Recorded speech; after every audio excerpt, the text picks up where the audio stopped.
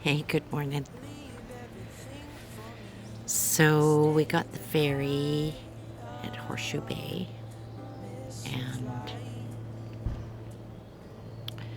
took the 99 up to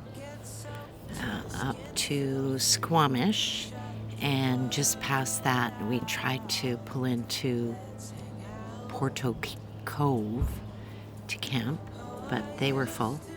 So we kept going, and we heard from them that Porto Cove, that Alice Lake had spots. And so I went online and reserved a double spot. Very happy to get the senior discount. And here we are. So everything's been awesome. The camper's not quite set up yet because we don't have water or the stove, but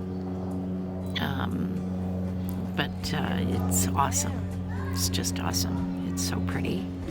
We didn't do this one connection from I think it's the converter to the battery, to the new battery. Everything's all set up except for that. And it is something you put in the starter. But anyway, long story short, or short story long,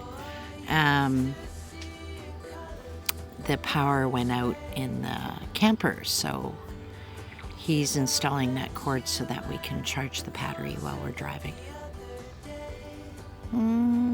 Other than not having a set of stairs to get up there and being almost 60, it's hard, but